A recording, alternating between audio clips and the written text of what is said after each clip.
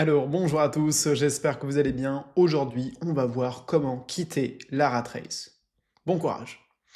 Alors, plus sérieusement, pourquoi je fais cette petite blague-là? Parce que le concept de rat race, en fait, c'est un concept qui est véhiculé maintenant depuis plusieurs années. Vous êtes probablement, en fait, familier, ou en tout cas, vous avez déjà entendu la rat race. Beaucoup de personnes qui vous aident à atteindre l'indépendance financière vont vendre, en fait, toujours pareil, l'image en fait de la rat race. Donc la rat race, c'est quoi? C'est finalement c'est métro boulot dodo, hein. On va dire que c'est l'autre mantra de la rat race. C'est-à-dire que vous travaillez, vous avez besoin de prendre des transports en commun, vous payez cher les transports, ou en tout cas vous n'aimez pas ce que vous faites et vous allez par exemple consommer pour toujours compenser en fait le fait de faire un travail que vous n'aimez pas. La course des rats, donc c'est l'idée que finalement on va entrer dans le système très jeune et on va en sortir à la fin de sa vie complètement épuisé comme un rat de laboratoire avec qui on aurait fait une expérience. Alors ce concept de rat race, il est à la fois intéressant et je pourrais revenir, hein, donc on pourrait parler de... Alors je sais pas si c'est Robert Kiyosaki qui l'a introduit, mais on va dire que c'est une image. Voilà, c'est une image et ce que j'aime et ce que j'aime pas, c'est que malheureusement, on va toujours critiquer, par exemple, ceux qui ont un boulot.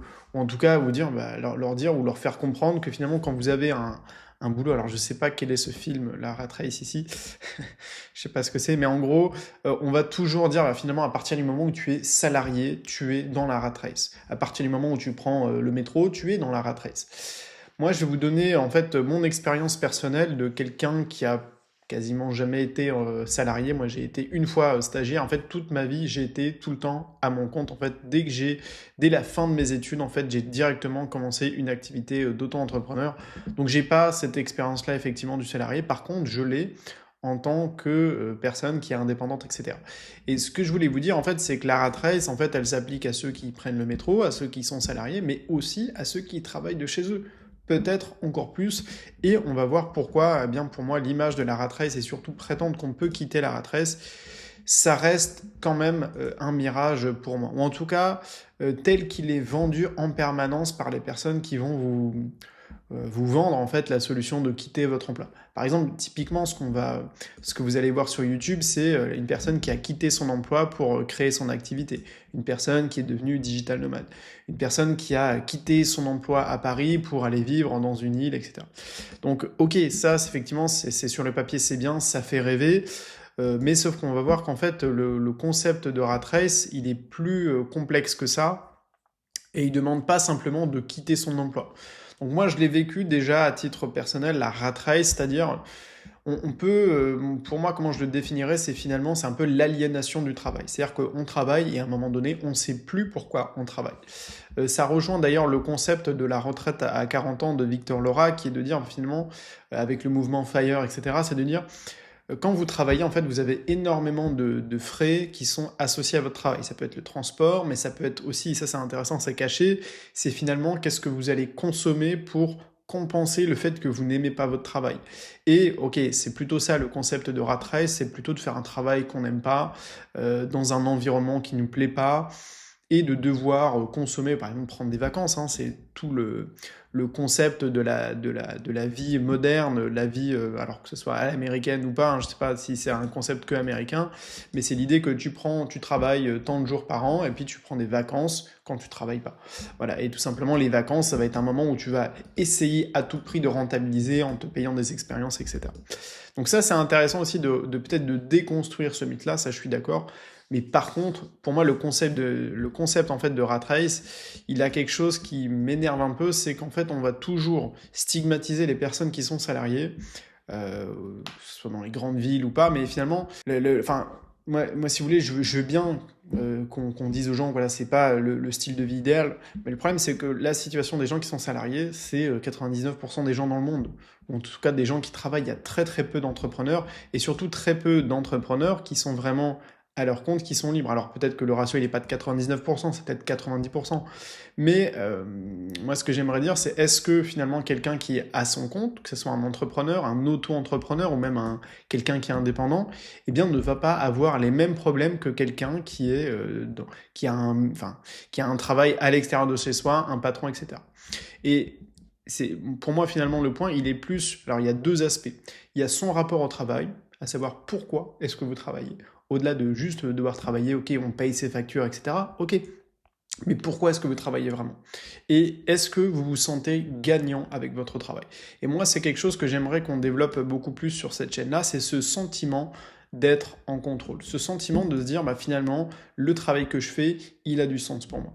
Et c'est pour ça que je suis pas hyper à l'aise, moi, avec l'idée de la rat race, parce que la rat race, dans 99% du temps, c'est des gens qui vont vous dire, t'aimes pas ton travail, tu prends le métro, tout le monde fait la gueule, ça pue. Bon, c'est des trucs un peu classiques, mais en fait, il y a rien de mal à avoir un travail de salarié. Il n'y a rien de mal à faire un travail, qu'il soit alimentaire ou pas, qu'on l'aime ou pas, qu'on l'apprécie ou pas, tant que il est utile en fait dans notre stratégie, et dans notre stratégie dans laquelle on va petit à petit prendre sa liberté. La plupart des gens que vous voyez qui peuvent voyager aujourd'hui, qui sont digital nomades, qui ont vraiment bâti leur indépendance, bah souvent ils ont passé 10 ans, 15 ans à trimer et à faire un travail qui n'était pas forcément agréable, peut-être qui était bien payé, mais qui était difficile. Et en fait, la rat race, c'est pas le travail que vous faites, ou c'est pas la façon, est-ce que c'est les transports en commun, c'est pas ça. C'est à quel point le travail que vous faites, il est utile pour vous.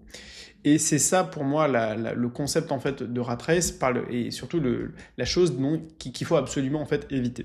Comment on fait du coup pour sortir concrètement de la rat race? Comment on fait pour reprendre le contrôle plus précisément de sa vie, de son travail, redonner peut-être du sens à son travail et reprendre le contrôle de son projet de vie, de sa liberté, etc.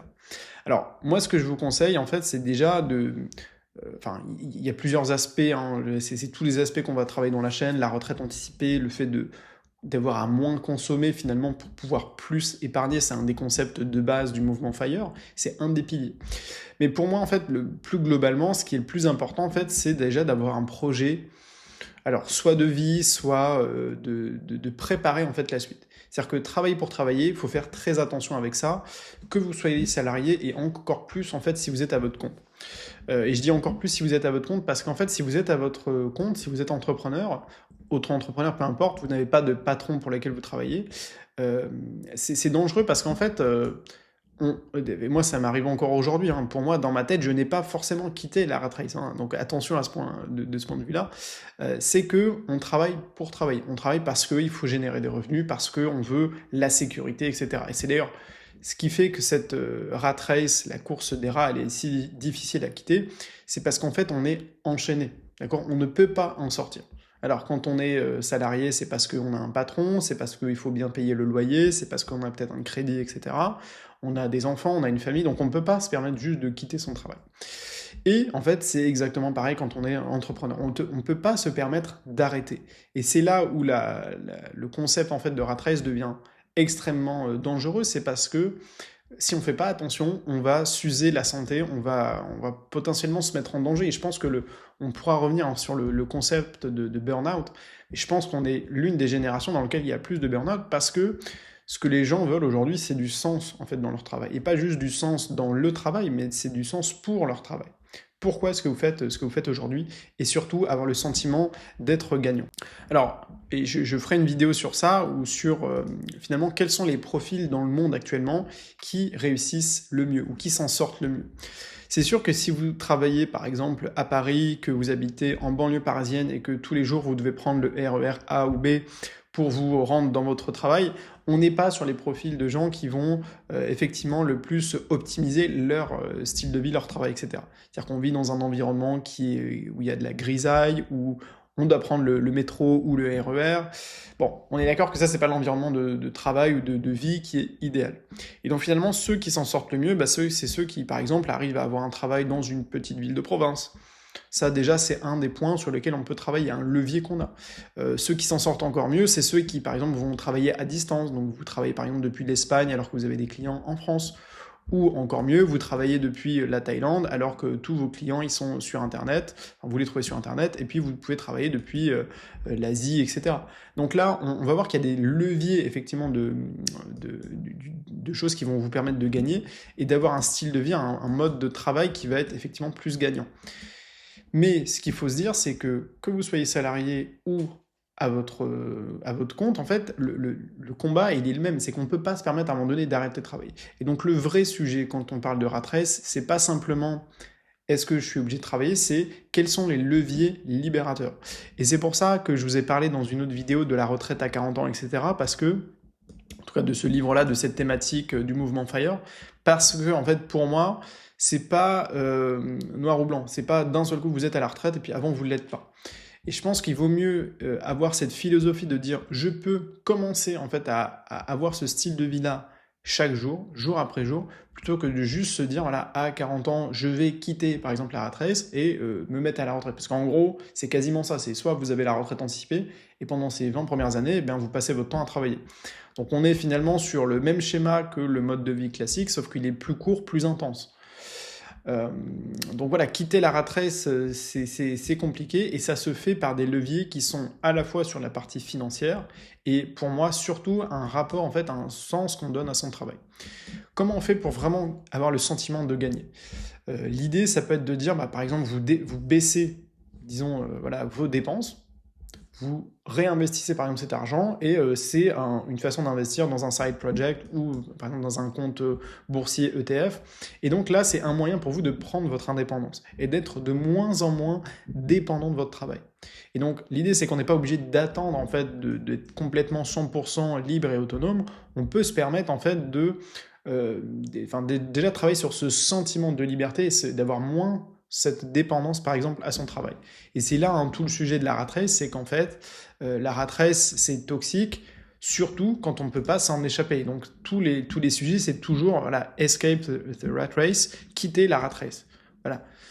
Dans les faits, il faut essayer de ne pas idéaliser en fait tout simplement ce concept-là parce que ça soit via un projet entrepreneurial, via de l'immobilier, via la bourse, etc., ça se fait jamais évidemment du jour au lendemain, ça demande toujours du travail, toujours des sacrifices, et même quand on est finalement entrepreneur, qu'on a de l'immobilier, qu'on a de la bourse, on n'est jamais 100% libéré de cette façon de voir le monde là. C'est-à-dire que cette obligation mentale que l'on va soi-même s'infliger, qui est de dire, voilà, je dois produire, je dois travailler, je dois gagner par exemple plus d'argent. Et ça, c'est quelque chose qu'on ne va pas forcément dire aux entrepreneurs ou à ceux qui sont aspirants entrepreneurs, c'est on va forcément dénigrer celui qui est salarié et encourager l'entrepreneuriat.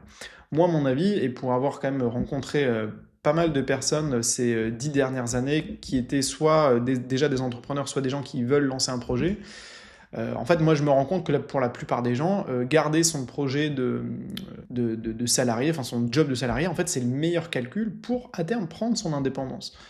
Donc, parce que ça, vous avez beaucoup moins de charge mentale, de charge de stress, vous avez plus de contrôle, vous pouvez faire de l'immobilier, etc. Il y a énormément de leviers. Moi, j'ai un profil de quelqu'un qui, je ne vais pas dire qu'il ne peut pas travailler en tant que salarié, mais qui n'en a vraiment pas du tout envie. Donc, pour moi, le premier niveau d'indépendance, c'est l'indépendance au quotidien. Donc, je ne veux pas avoir à travailler pour quelqu'un. Ça, c'est mon niveau d'indépendance, même s'il y a plus de stress financier, du coup, avec ce mode de vie-là. Mais c'est OK. Et ça implique que même moi, finalement, je suis dans la rat race et j'ai des obligations. Je ne peux pas quitter la rat race. Sauf si je décide demain d'aller vivre dans la rue et de ne plus avoir de travail, de ne plus avoir à travailler, plus de loyer, etc. Mais pour moi, du coup, c'est l'alternative. Et en gros, c'est une alternative qui se produit jamais, puisque ce qu'on peut se dire quand on est tout simplement entrepreneur, c'est que même si jamais vous faites faillite, vous retrouvez un travail. Voilà. Donc moi, l'idée, c'est de ne pas critiquer, de toujours diaboliser en fait le travail de salarié. C'est pas ça le sujet. Le sujet, c'est à quel point vous vous sentez que votre travail est utile pour votre projet alors ça peut être un projet d'expatriation, de prise de liberté, etc., d'indépendance. Mais voilà, c'est à quel point vous sentez que ce projet, votre travail est utile. Et ce qu'il faut, et on en reviendra sur ça dans une autre vidéo, c'est comment on peut dès maintenant, dès aujourd'hui, dans votre situation, peut-être prendre un petit peu de votre temps, un petit peu de votre budget, de votre patrimoine et commencer à l'investir en fait dans votre projet d'indépendance sur le long terme. Et déjà là, vous aurez quasiment en fait quitté la rat race, où vous aurez commencé le processus pour vous en séparer et en fait ça deviendra un processus d'indépendance pour bâtir en fait de véritables actifs qui vont vous assurer en fait d'être indépendant pour quasiment le reste de vos jours. Voilà du coup pour cette vidéo, j'espère que ça vous a plu. Mettez-le moi en commentaire, ce concept de rat race, on en entend souvent parler, mais c'est vrai que c'est toujours compliqué pour la plupart des gens qui sont salariés, à qui on va faire, vous allez entendre à longueur de journée que vous êtes que le fait d'être dans un job salarié, c'est de la merde, etc. Donc c'est sur ça que moi je voulais revenir et vous dire qu'en fait, c'est pas du tout le problème. Au contraire, bien au contraire. Et il y a des jobs salariés qui sont bien mieux payés que des jobs que vous pouvez faire en tant qu'indépendant. Donc, enfin, en tout cas, le fait d'être à son compte. Donc voilà, n'hésitez pas à me mettre en commentaire ce que vous en avez pensé. Moi, je vous dis à très vite sur la chaîne YouTube. Ciao, ciao.